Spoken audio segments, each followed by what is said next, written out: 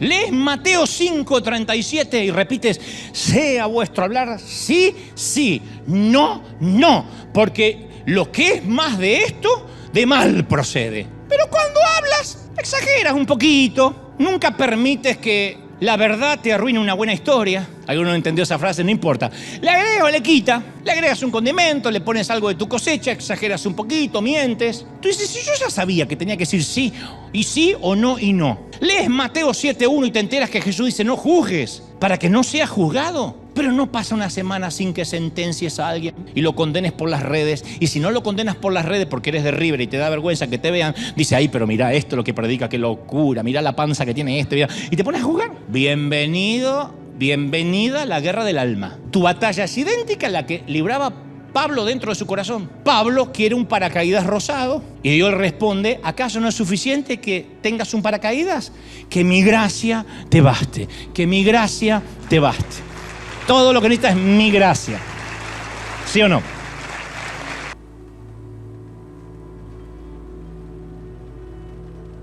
La primera vez que escuché esta historia que te voy a contar ahora fue a través de un gran autor a quien admiro muchísimo y que nunca olvidé. Y esta es la escena de la historia. Tú y yo y otra media docena de amigos sobrevolamos el Pacífico en un pequeño avión privado. Vamos a Qatar a ver la gran final. No dije nada. Pues Marruecos, Francia, qué sé yo.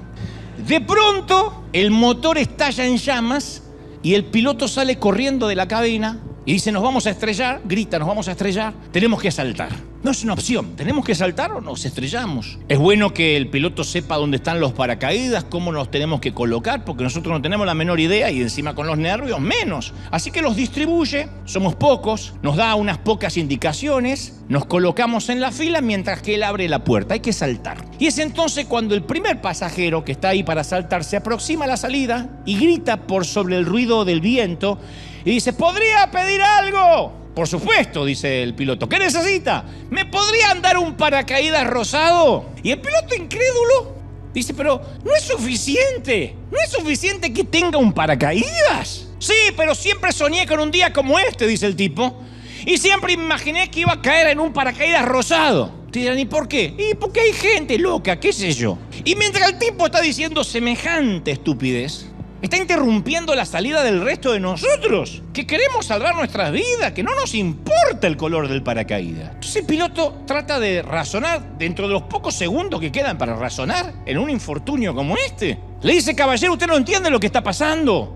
Le estoy dando un paracaídas. Eso es más que suficiente. Y el tipo raro insiste, porque vieron que hay tipos raros distribuidos estratégicamente de manera que nos encontremos de 2 a 3 por día. El tipo raro dice: yo no pienso saltar si no es con un paracaídas rosado, porque se lo prometí a mi esposa y a mis hijos. Y en ese momento de semejante infortunio, de esa tragedia, un artículo para saltar es lo que el piloto está ofreciendo. Punto. Está colocando en nuestras manos una herramienta estratégica. Pero hay un tipo que no quiere saltar porque no cumple su caprichito de que él quiere verse en Instagram saltando con un paracaídas rosa o rosado. Ustedes dirán: demasiado ridículo para ser cierto. Sí, tal vez lo sea, al menos en esta historia del pequeño avión que alguna vez leí. Pero ¿y si sucediera esto en la tierra con gente y con respecto a la gracia? Porque, a ver, Dios oye miles de peticiones por segundo. Todo el mundo le pedimos algo. Algunas oraciones son legítimas, son centradas. Otras, olvidamos que lo único que tenemos que hacer es saltar, pero nos ponemos tercos a veces en la vida pidiendo un paracaídas rosado en lugar de pedir lo que tenemos que pedir o agradecer por lo que ya se nos dio. Y por lo general, cuando empezamos a pedir un paracaídas rosado cuando no tenemos que pedirlo, Dios nos responde con un empujón que nos deja flotando en el aire y sostenido por la gracia. Ahora, ustedes dirán: ¿está mal pedirle algo al Señor? No significa necesariamente que seamos raros como el tipo de la historia o exigentes. Simplemente obedecemos los mandamientos de Filipenses 4:6, que dice: sean conocidas vuestras peticiones delante de Dios. Eso está bueno. Sean conocidas vuestras peticiones delante de Dios. Ahora, ¿puedo yo hacerte una pregunta importante? ¿Qué tal si Dios dice no? ¿Está bien pedir? Está bien pedir. Pero Dios dice no, en este momento no. ¿Cómo respondemos? Si Dios nos dice: te he dado mi gracia, te he salvado del infierno y eso va a ser suficiente para ti de este lado del sol. No te debo nada. Estabas condenada o condenado al pecado, te ibas a ir al infierno, me conociste, te salvé el alma, así que cuando te toque partir de esta tierra vas a venirte conmigo. Es todo lo que te puedo dar. Mi pregunta es, ¿quedamos satisfechos? ¿Nos alegramos? ¿Qué tal si el único regalo que Dios nos diera fuera su gracia para salvarnos? Nada más. Estabas perdido en el pecado, te ibas al infierno. ¿Y ahora se te dio un paracaídas para que salves tu vida? La pregunta sigo insistiendo. ¿Nos contentamos con eso? ¿Estamos felices? Vamos por la vida y le pedimos a Dios que salve la vida de nuestro hijo. Está bien. Le rogamos que mantenga a flote nuestro negocio. Está bien. Le imploramos que elimine el cáncer de nuestro cuerpo. Está bien. Pero la pregunta hipotética es, ¿y qué tal si Dios dijera que te baste mi gracia? No hay ningún amén, como me imaginé. Ya no causa tanta risa el paracaídas rosado, como me imaginé. ¿Qué tal si Dios dice que te baste mi gracia? Punto. Desde la perspectiva del cielo, la gracia de ser salvo ya es suficiente. Se te salvó el alma. Punto. Es como un enfermo terminal que se le salva la vida del cáncer y él dice, sí, pero lo que pasa es que me quedaron marcas y cicatrices. Se te salvó la vida. Sí, pero yo no quería estar en la cama de un hospital en el posoperatorio. Se te salvó la vida. Uno agradece por haber salvado la vida. O sales de un incendio chamuscado con el pelo quemado y dices, sí, pero se me arruinó el peinado justo que fui a la peluquería. Pero se te salvó la vida. Entonces Dios dice, te estoy dando un paracaídas para salvarte del infierno, cabezón. Salta y ponte a salvo. Es todo lo que tienes. Y nosotros decimos, sí, está bien, Señor, pero ¿habría una posibilidad de un paracaídas rosado? Si Dios salva nuestras almas y luego nos deja viviendo leprosos o en una isla desierta, ¿sería injusto? ¿Nos estaría debiendo algo? Después de darnos la vida eterna, ¿nos atrevemos a rezongar por un cuerpo dolorido, por una salud frágil? No digo que hay que estar agradecido.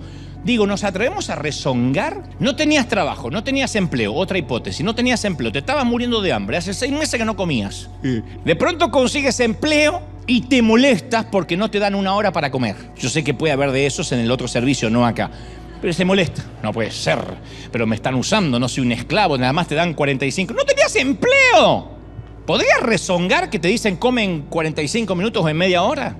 Volvamos al tema que nos compete. Si Dios nos da las riquezas eternas, Jerusalén, cantamos hace un ratito, esa ciudad santa a la que queremos ir todos, ¿todavía nos atrevemos a lamentar la pobreza terrenal? No obstante, te voy a decir algo a priori, antes que se depriman y se suiciden en masa. Te voy a decir esto. Dios no nos ha dejado, creo que a la mayoría, si no a todos, solo con la salvación. Porque si tienes oídos para escuchar estas palabras, los medios para haber llegado hasta aquí, ya tienes gracia sobre gracia. Si además desayunaste, ni te cuento. Ya tienes gracia sobre gracia, ¿sí o no? Porque la mayoría somos salvos y también somos bendecidos. Tenemos calzado. Nos podemos dar una ducha de tanto en tanto, aunque sea los miércoles. Pero también existen ocasiones cuando Dios, después de darnos su gracia, oye nuestras oraciones y nos dice, mi gracia es más que suficiente para ti. Punto. ¿Eso es injusto? ¿Dios sigue siendo bueno cuando el resultado no lo es tanto? Alguien se recupera del cáncer y decimos, qué bueno que es Dios, aleluya, Dios es bueno. Nos dan un aumento de salario y decimos, Dios es bueno, Dios es bueno. Dios sabe que necesitaba un aumento y una promoción, puesto que estaba tapado de deuda. Dios es bueno. Logramos ingresar a la universidad a la cual aplicamos. Nuestro equipo gana y decimos, Dios es bueno, Dios es bueno. ¿Qué es una falacia? Entre paréntesis, es una falacia en un mundial, en una Copa América, en la CONCACAF, decir que hay gente orando para que gane su equipo, porque todos pueden orar. Y Dios no pertenece ni a Brasil, ni a México, ni a Argentina. Dios sigue siendo Dios y no tiene nada que ver con el juego. Eso depende de cada uno, de los juegos, de un montón de situaciones, pero no tiene que ver Dios. Algunos se deprimen por esto, pero es así. No puede ser que yo diga, no, a los mexicanos yo no los escucho mucho. Portugal casi los escucho, pero tampoco. No, pero nosotros decimos, Dios es bueno, nos dio una alegría al pueblo. ¿De verdad? Ahora la pregunta es, ¿daríamos gracias a Dios de igual manera si las circunstancias fueran diferentes? Dios es bueno en la maternidad y en el cementerio. Dios es bueno en la fila del supermercado, pero en la fila para conseguir empleo. Dios es bueno en los días de provisión y en los días de recesión. Porque José tuvo un sueño y dijo que veía 7 años de abundancia y 7 años de escasez.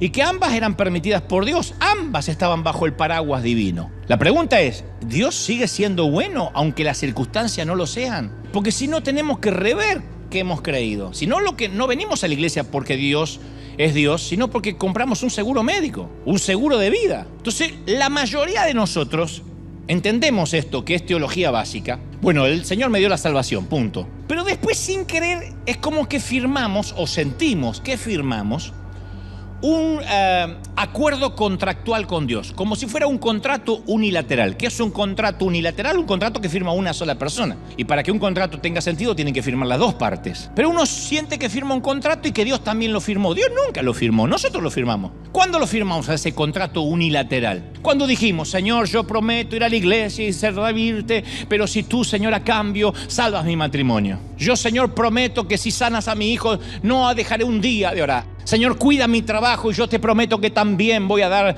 todo de mí para servirte. Y es un contrato que uno firma. ¿Dios puede salvar a nuestro hijo? Sí, o puede que no. Y no nos debe nada. Y entonces cuando Dios después no satisface nuestras expectativas, quedamos girando en un torbellino de preguntas. ¿Estará Dios enojado conmigo?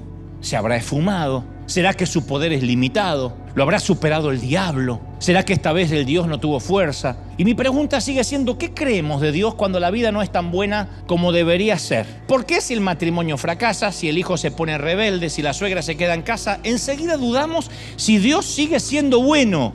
Cuando Él prometió o dijo que la bondad de Él era igual a que no tengas nunca una tormenta en la vida o que las cosas siempre te vayan bien. El apóstol Pablo conocía la angustia de una oración que no es contestada. Pablo, el apóstol. Y en la segunda carta de Corintios, capítulo 12, versículo 7, él dice, y para que la grandeza de las revelaciones no me exaltase desmedidamente, me fue dado un aguijón en la carne, un mensajero de Satanás que me abofeté continuamente. ¡Paf! Caminaba y ¡paf! Le daba una bofetada a Satanás. Para que no me enaltezca sobremanera.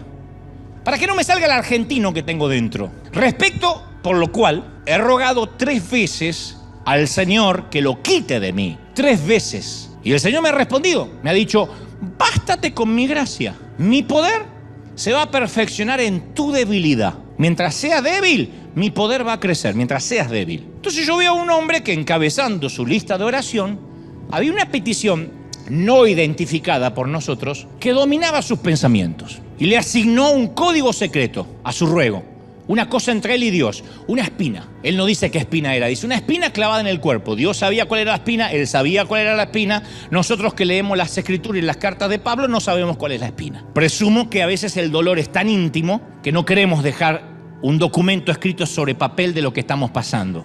Muchos oramos así, Señor, tú sabes aquello. Tú sabes aquello otro, que ni lo queremos ni decir porque hasta nos avergüenza delante de Dios. Dios ya sabe, ya se lo dijimos una vez. Esa es la manera de orar de Pablo. O quizá había hecho la oración tan a menudo que recurrió a un tipo de abreviatura y simplemente la llamó espina. De eso que siempre hablamos, Señor. Aquí estoy para hablarte otra vez de la espina, Padre. Abrevió la oración. O tal vez sería que al dejar el ruego de manera genérica, sin decirnos cuál era la espina, tal vez eso hace que la oración de Pablo también sea nuestra oración. ¿Acaso todos no tenemos un aguijón, una espina en la carne? No me miren con cara de Elías reencarnado. ¿Todos no tenemos un aguijón, una espina, algo que no se termina de resolver? ¿Tenemos debilidades que nos aguijonean? Mirá, menos me dicen amén. Palabras, pensamientos, codicia, mal carácter, rencor, chisme. Ahí hay unas risitas nerviosas porque se le vio la espina a alguien. Dicho esto, yo quiero contarte algunas cosas sobre la espina, sobre esa espina de Pablo. En primer lugar, recordemos que somos hijos de Dios, ¿sí o no? Entonces algunos creen que si batallan con una espina, contra una espina, es porque Dios los abandonó como hijos. Yo pensé eso mucho tiempo. Si yo tengo una espina y estoy luchando con un aguijón hace años, tal vez no sea un hijo de Dios o no esté logrando lo que Dios quería que yo lograra. Porque a veces la lógica más o menos sigue esta línea. Soy cristiano, a ver, pero mis deseos y pensamientos son cualquier cosa menos cristianos. Hay gente que dice, ningún hijo de Dios tendría las luchas, debe tener las luchas que yo tengo. Para mí que soy huérfano. Capaz que Dios me amó alguna vez, pero un verdadero cristiano, a un verdadero cristiano, no le pueden pasar las cosas que me pasan a mí. ¿Y ese quién es? Satanás, sembrando las semillas de vergüenza. El enemigo, si no puede seducirte para que peques, te va a sumir en culpabilidad. Te va a revolver algo del pasado, algo de tu carácter para que la culpa llegue a instalarse en tu vida. Romanos 8:33 dice, ¿quién acusará a los hijos de Dios? Dios es el que justifica. ¿Quién es el que condenará? Cristo es el que murió, más aún, el que también resucitó, el que además está a la diestra de Dios, el que también intercede por nosotros como abogado. ¿Quién te va a acusar? Nadie. Alguien tiene que aplaudir más que eso si lo cree. ¡Nadie! ¿Estamos? Hace algún tiempo yo leí la historia de un muchachito que disparaba piedras con una honda. Nunca pudo darle al blanco a nada y al regresar al patio de su abuela, vio el pato favorito de la abuela. Así que impulsivamente, de la bronca que tenía, del coraje de no haber matado ningún pajarito, instintivamente apuntó al pato, lanzó la piedra, el proyectil acertó y mató el pato. Y el muchacho se asustó y escondió el ave muerta debajo de un montón de leña, pero notó que su hermana lo había visto todo, su hermanita. Y aquel día, después del almuerzo, la abuela le pide a su hermanita que le ayudara a lavar los platos y ella responde: hoy los va a lavar Juanito. Me dijo que tiene muchas ganas de lavar platos, ¿verdad, Juan? Y le susurró al oído: acuérdate del pato, recuerda el pato. De modo que ese día Juanito lavó los platos. ¿Qué otra alternativa tenía si su hermana lo estaba extorsionando? Y así siguió días y días y días. Juanito siempre lavaba los platos, para sorpresa de la abuela, y ella susurraba: recuerda el pato. Luego de varias semanas, harto de la extorsión, decidió que cualquier castigo iba a ser mejor que lavar platos toda la vida. Así que busca a la abuela y confiesa que lo había matado. Y la abuela dice: yo lo sé, Juanito, desde el primer día. Le di un abrazo. Estaba en la ventana, lo vi todo y te perdoné. Yo me preguntaba ¿cuánto tiempo ibas a permitir que tu hermana te extorsionara? Lo había perdonado, pero todavía pensaba que era culpable. ¿Por qué? Porque prestó atención a las palabras de la acusadora. Y a nosotros también nos acusan a diario.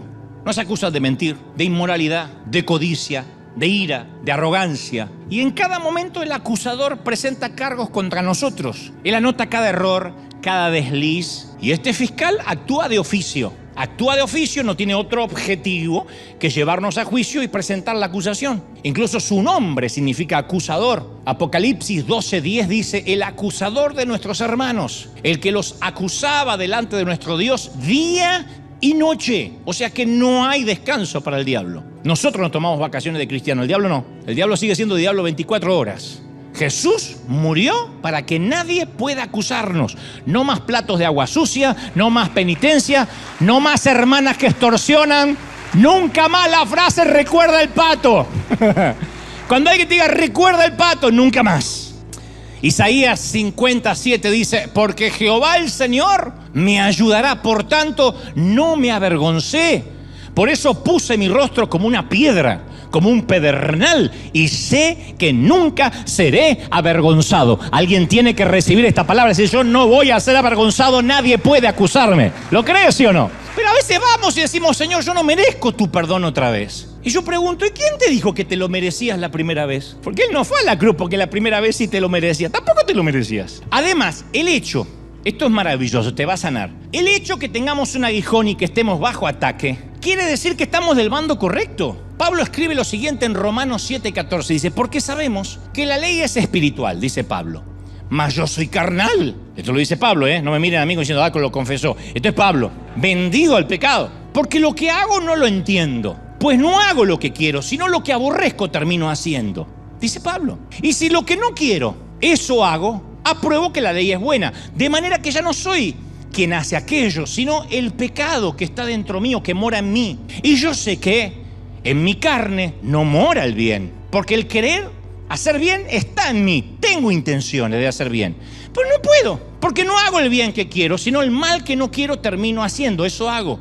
Y si hago lo que no quiero, yo ya no lo hago yo, sino el pecado que mora en mí. Usted dice: ¿qué quiso decir Pablo con toda esa catarsis, esa terapia y esa controversia? Yo lo único que noto es el tiempo verbal con el cual Pablo está escribiendo. Dice: el pecado que mora en mí, no el pecado que moró en mí, el que mora en mí. No dice: algún tiempo cuando yo no tenía a Cristo hacía el mal. Dice: no, yo no puedo hacer el bien que quiero, sino que termino haciendo el mal que no quiero. Está hablando en tiempo presente. ¿Me están siguiendo? A nosotros nos cuesta horrores hablar en tiempo presente. Hace poco alguien siempre me dedican muchos videitos en YouTube, lo cual se lo agradezco mucho. Debo ser el influencer que menos trabaja y el que más view tiene. Porque me dedicaron un video diciendo: Dante habla de sus pecados y habla de sus debilidades y eso está mal. Pablo está diciendo: el pecado que mora en mí. No describe una lucha del pasado, sino un conflicto del presente. Entonces usted dice, ¿y qué le pasaba a Pablo? Bueno, hasta donde sabemos, estaba librando una batalla espiritual, un combate espiritual, incluso cuando escribía esta carta. O sea, ¿quiere decir que Pablo batallaba con el pecado mientras escribía un libro de la Biblia? ¡Sí! ¿Acaso hay alguna ocasión más estratégica para que Satanás apunte contra él que cuando está escribiendo un libro de la Biblia? ¿Por qué pensamos que cuando uno sirve a Dios se acaban los ataques? ¿Es posible que Satanás temiera al fruto que iba a producir esta epístola de Romanos? ¡Obvio! Esto explica por qué cuando te decides servir a Dios se desata un infierno con tu marido. Cuando decides, voy a no faltar ningún domingo en la iglesia aunque llueva, tu hijo le agarra el espíritu de Caín, de Coré y de Nabucodonosor, todo junto. ¿Podría ser que Dios le teme al fruto de nuestra vida como le temía al fruto de esta epístola? ¿Pudiera ser que estamos bajo ataque? No porque seamos débiles, sino porque el Satanás sabe que vamos a ser muy fuertes. Y tal vez espera que al derrotarte hoy tendrá un misionero menos, un dador menos, un servidor menos, un predicador menos con el cual luchar mañana. Por eso Pablo agrega, miserable de mí, en Romanos 7:24. Termina diciendo, miserable de mí, ¿quién me librará de este cuerpo de muerte? Dicho en forma sencilla, somos impotentes para batallar solos contra el pecado. Por eso luego Pablo, de hacer esta pregunta retórica, ¿quién me librará de este cuerpo de muerte?, se la autorresponde. Dice, gracias doy a Dios por Jesucristo Señor nuestro, el que nos salvó primero y todavía nos vuelve a salvar. Alguien tiene que aplaudir por ese Dios. ¡Aleluya! Menos mal. Gracias a Dios que nos salvó y todavía nos salva. Todavía nos salva. Di conmigo, todavía me salva. ¡Qué lindo! Nunca hay un punto en el cual seamos menos salvos que el primer momento que Él nos salvó. Nunca. Sencillamente porque gruñimos durante el desayuno, no quedamos condenados al infierno para el mediodía. Cuando perdimos los estribos ayer, no perdimos la salvación. Esto le causa urticaria a un montón de gente en la iglesia, en otras congregaciones, pero es así. Nuestro nombre no desaparece y aparece de vuelta en el libro de la vida, dependiendo de nuestro humor o de nuestras acciones. ¿Cómo lo sé? Porque primero por la Biblia, que te lo voy a demostrar paso a paso, y segundo porque soy papá. El que es papá o mamá sabe que no deja de tener al hijo porque se porta mal. Ahora tengo un hijo. ¿Tiene hijos, señora? No, no tengo ninguno. Gracias a Dios no tengo ninguno. Al otro día, ¿tiene hijos? Tengo 2. ¿Y cómo los tuvo desde ayer a hoy? No, es que ayer no tenía porque habían desobedecido. Ahora que son obedientes los tengo, ¿de verdad? ¿Un bebé que ensucia el pañal deja de ser tu hijo? ¿Cuando está limpio es tu hijo? Bueno, para algunos padres sí, pero la madre no. Dice Romanos 8:1, pues ahora ninguna, di conmigo, ninguna. Qué lindo, me gusta. Por eso los pastores hacen repetir, porque es un vicio. Digan conmigo, ninguna. ¡Ay, qué lindo! Ninguna condenación hay. No, ya está. No se emocionen tanto. Es una palabra nomás. Si no, me voy a terminar como los demás. Ninguna condenación hay para los que están en Cristo Jesús. No hay. Somos salvos no por lo que hacemos, sino por lo que Cristo ya hizo. No por lo que haga, sino por lo que Cristo ya hizo. ¿Están recibiendo esta palabra? Bueno, volviendo al tema de la espina. Vamos al tema de la espina. En algún momento en el sendero de la vida sufrimos el aguijonazo de una persona, de un problema, de una situación. Y nuestro paso en la vida se nos convierte en cojera. Tal fue el caso de Pablo. Uno no recibe un aguijón a menos que se esté moviendo. El aguijón duele, una espina en el pie duele cuando uno se está moviendo. Si estás durmiendo, no te duele tanto. Y el aguijón solo se recibe cuando uno se está moviendo. Pablo nunca se detuvo. Tesalónica, Jerusalén, Atenas, Corinto. Si no predicaba, estaba en la cárcel debido a su predicación. Pero esta espina estorbaba su andar. El aguijón se ve que penetró en el suelo de su sandalia, llegó hasta lo más profundo del corazón y se convirtió en un asunto de oración constante. 3 veces, y no creo que hayan sido 3 oraciones rapiditas mientras que oraba por los alimentos. Habrá dedicado días, semanas enteras, no me levanto de mis rodillas hasta tanto Dios me conteste. 3 veces he rogado al Señor que lo quite de mí, escribió en 2 Corintios 12:8. 3 veces. Su petición fue clara y también fue clara la respuesta de Dios. Te basta con mi gracia. Punto. Ahora, la pregunta, ¿y qué era el aguijón de la carne? Nadie lo sabe con seguridad, a pesar de que los teólogos e historiadores lo han debatido por años. Pero estas ideas que te voy a compartir ahora son las siguientes candidatas. A ver con cuál nos identificamos. Número 1. Me puse bilingüe como Maldonado. Hasta ahí llegué, number 1 y number 2. Así puedo seguir hasta el 10. Número 1, tentación sexual. Pablo batallando contra la carne y quizá, después de todo, el tipo era soltero. No digo que el soltero necesariamente batalle más que el casado, pero el tipo era soltero. y describe la tentación como alguien que lo conoce de primera mano, la conoce de primera mano. Dice, yo sé que en mi carne no mora el bien, porque el querer hacer el bien está en mí, porque no hago el bien que quiero, sino el mal que no quiero, eso hago. Romanos 7:18. ¿Está Pablo pidiéndole a Dios que lo libere de una vez por todas de la sed lujuriosa por esas aguas prohibidas? Puede ser. No hay que pensar que la gente que está en las Escrituras eran asexuados, necesariamente, eran ángeles encarnados. Como sea, si esto fue, qué bueno que Pablo batalló como cualquier ser humano. ¿Nunca te preguntaste, no el tema necesariamente sexual, cualquier batalla, nunca te preguntaste, ¿por qué un día le digo sí a Dios y al siguiente día parece que le estoy diciendo sí a Satanás? ¿Por qué si ya sé los mandamientos de Dios, por qué después en la semana parece que no tengo el deseo de obedecerlos? Este conflicto no significará que no soy santo, de que no soy salvo, lo cual es peor. Y estas son las preguntas de Pablo y de muchos creyentes. El domingo, por ejemplo, lees Mateo 5:22, que dice, cualquiera que se enoje contra su hermano, que se enoje, no dice que lo agarres a trompada, que se enoje, será culpable de juicio. Pero para el martes se te vuela la paloma, te bajan los buitres y querés ahorcar a tu marido mientras ronca, con la almohada, despacito. Pero si habías leído que vas a ser culpable de juicio, sí, pero te olvidaste. Lees Mateo 5:28. Cualquiera que mira a una mujer para codiciarla,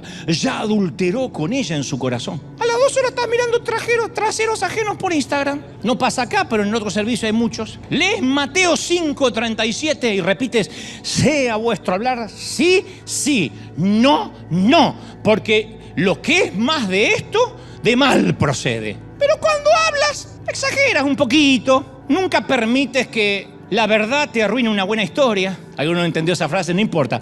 Le agrega o le quita. Le agregas un condimento, le pones algo de tu cosecha, exageras un poquito, mientes. Tú dices, si yo ya sabía que tenía que decir sí, y sí o no y no. Lees Mateo 7:1 y te enteras que Jesús dice, no juzgues, para que no seas juzgado. Pero no pasa una semana sin que sentencies a alguien y lo condenes por las redes. Y si no lo condenas por las redes porque eres de River y te da vergüenza que te vean, dice, ay, pero mira esto lo que predica, qué locura, mira la panza que tiene este. Mira. Y te pones a jugar. Bienvenida a la guerra del alma. Tu batalla es idéntica a la que libraba Pablo dentro de su corazón. Pablo quiere un paracaídas rosado y Dios responde, ¿acaso no es suficiente que tengas un paracaídas? Que mi gracia te baste, que mi gracia te baste. Todo lo que necesitas es mi gracia. ¿Sí o no?